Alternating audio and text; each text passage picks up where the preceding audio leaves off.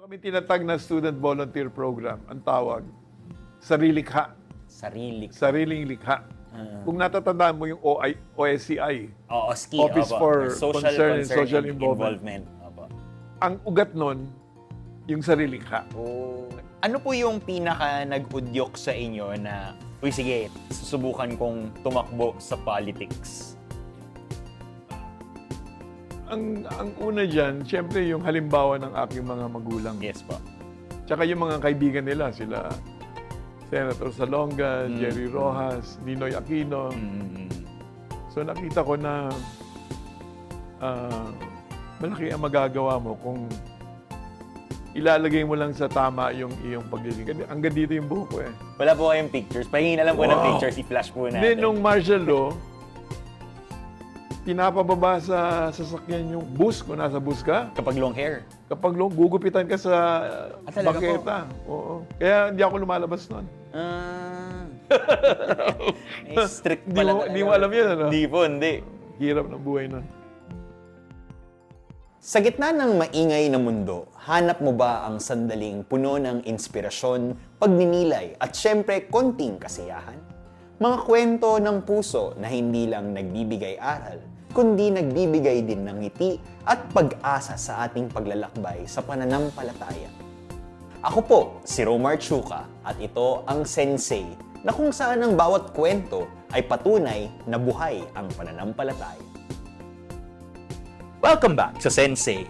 Sa pagpapatuloy ng usapan natin, silipin natin ang ibang bahagi ng kanyang buhay. Mga tanong na may lalim at mga sagot na nagpapakita kung sino talaga siya. Muli, ito ang Sensei.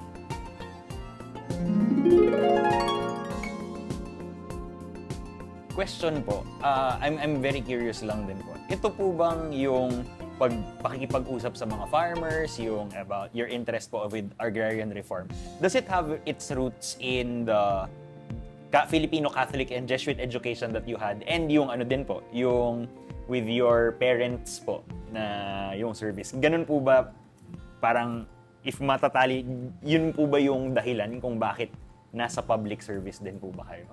Noong 1975,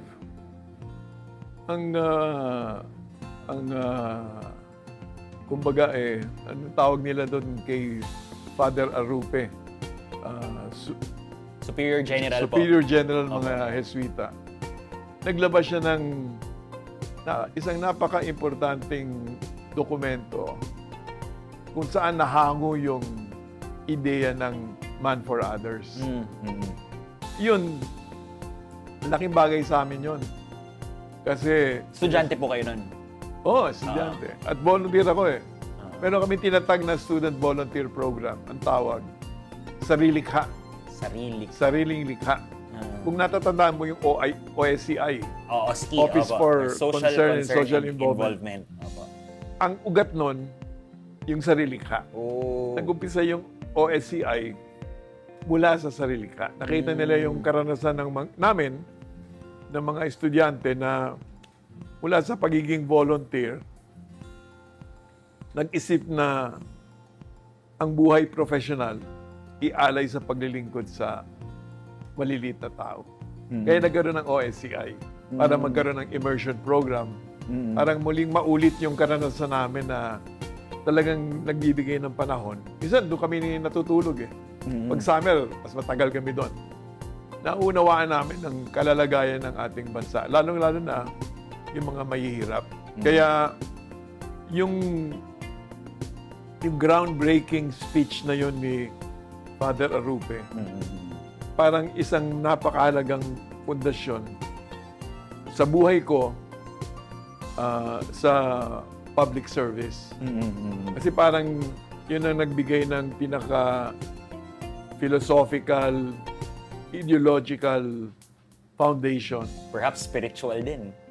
More importantly, spiritual foundation nung paglingkod sa taong bayan. Kaya simula noon hanggang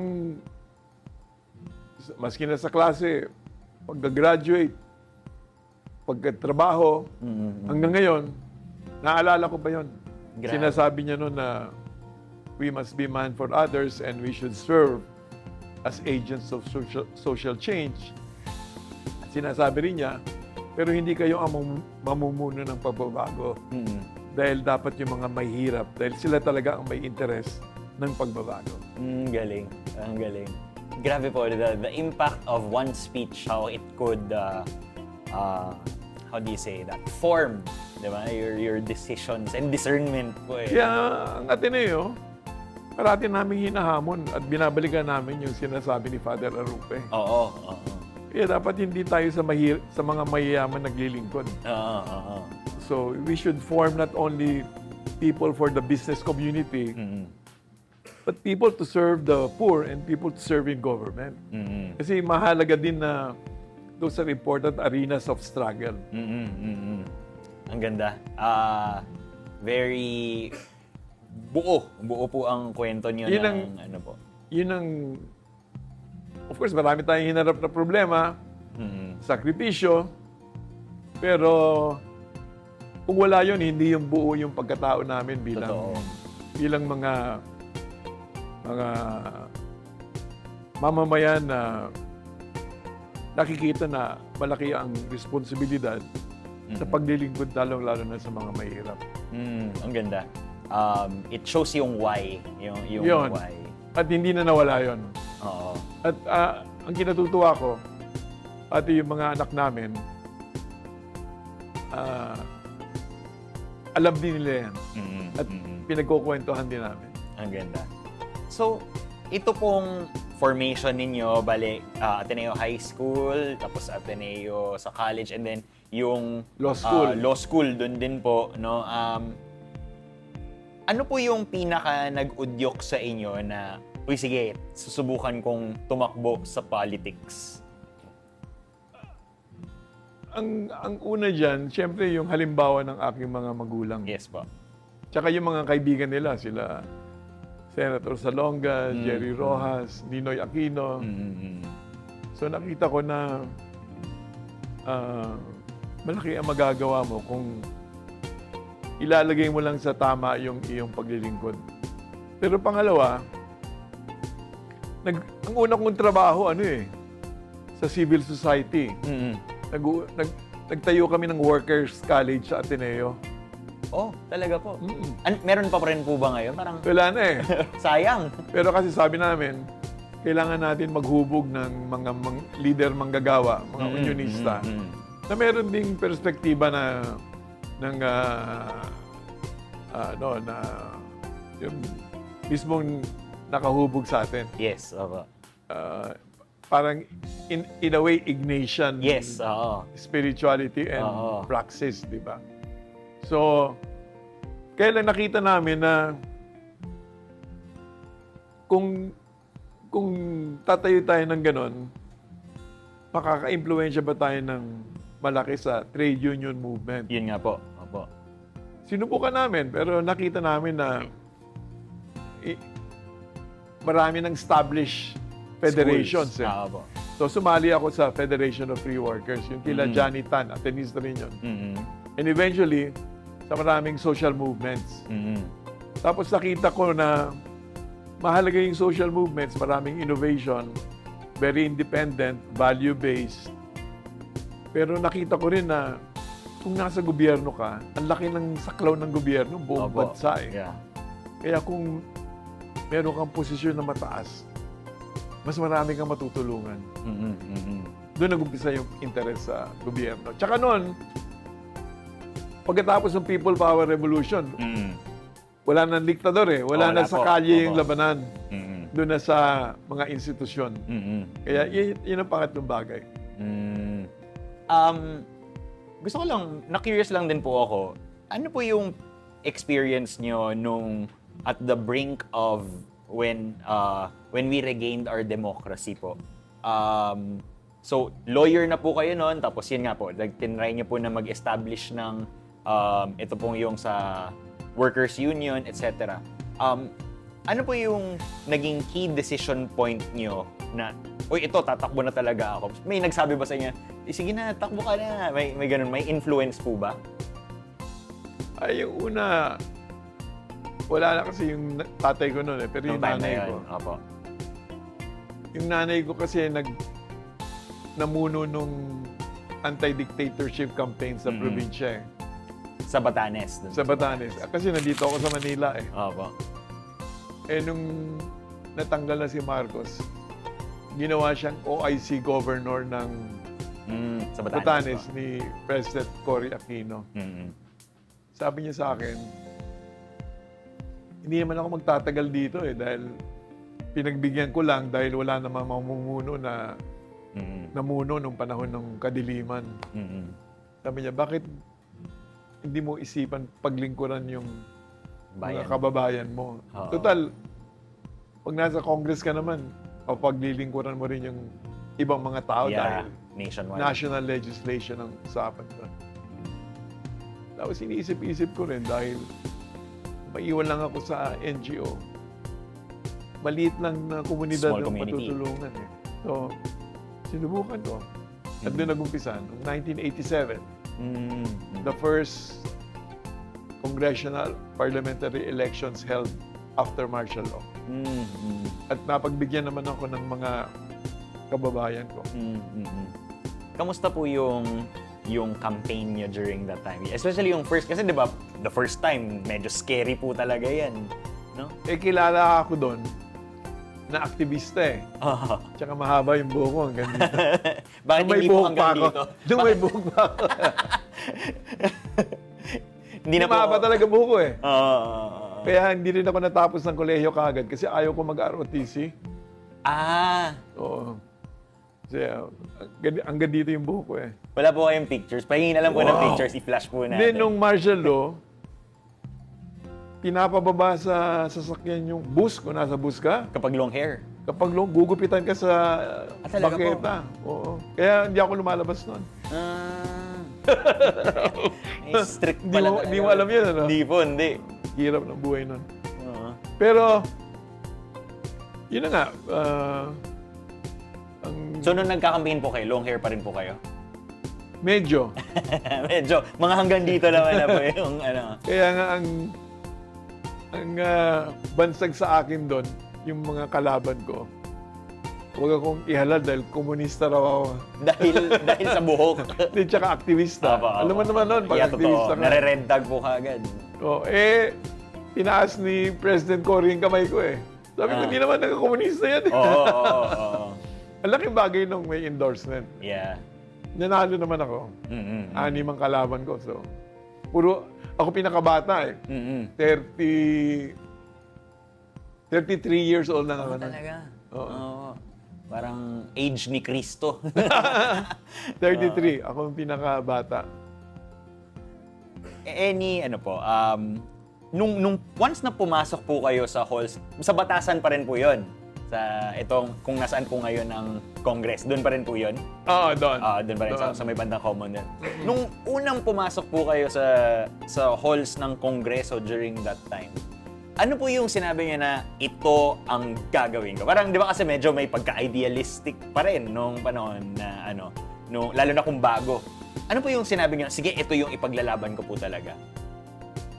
Ay, talagang, kasi meron din ako nakilala na mga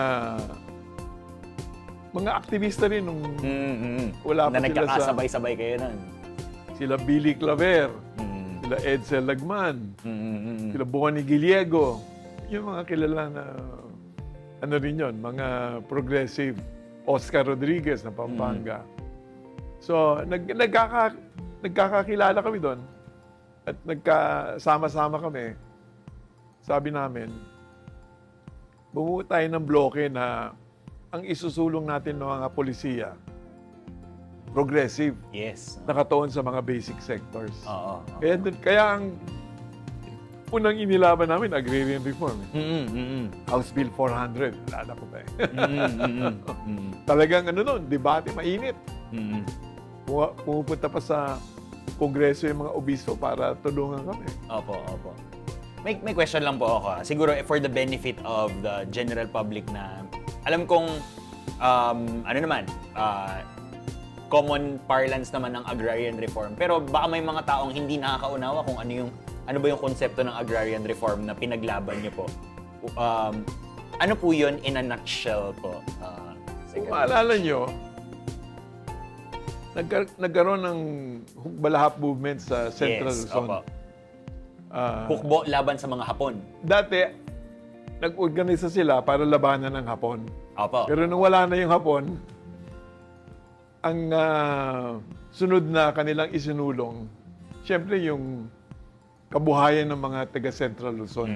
At sa Central Luzon, siyempre, sentro ng agrikultura, lalo na sa pagtatanim ng palay at mais.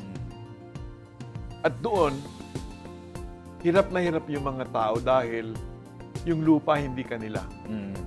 Ang lupa, hawak ng iilan lang, mga tinatawag na Panginoong may lupa. Landlords po. Sila, mga ano lang, kung hindi sila tenant, mga leaseholders. So hindi kanila yung lupa. Yeah. Tapos ang kinikita nila napakaliit lang. Nababarat po. Oh, tapos tulad yan, pag tinatamaan ng baha, napipilitan mangutang. Doon din sa Sa landlord mismo. landlord. Ah. Kaya hirap na sila, lubog pa sa utang. Kaya pag dumadating yung panahon katulad ng baha, lalo talagang naghihirap yung buhay.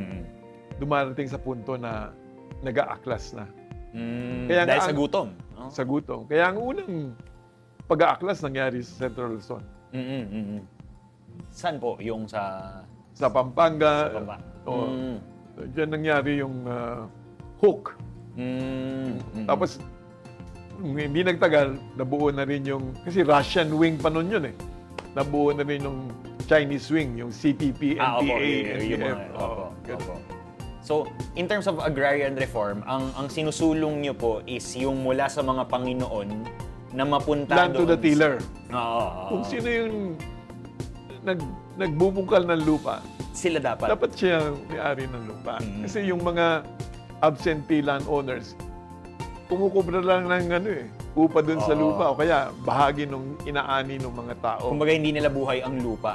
Hindi nila buhay ang lupa. Parang ang nakukuha lang nila is the income from just Oo. the title of the land, pero hindi talaga sa kanila. Tsaka ang bansa nun, hindi rin umuunlad. Hindi makapag-industrialize.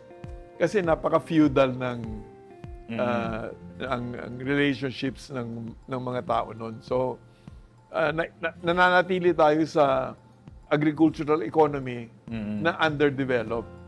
Kaya hindi tayo makaunlad, tapos walang kapanatagan ng kaayusan sa, lalong-lalo na sa kanayunan.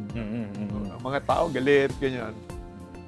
Kaya paano magkakaroon ng kapayapaan tsaka kaunlaran kung hindi natin tutugunan yung problema yan? Kung hindi hawak ng farmer yung kanyang lupa. May seguridad siya sa kanyang buhay. Oo, totoo.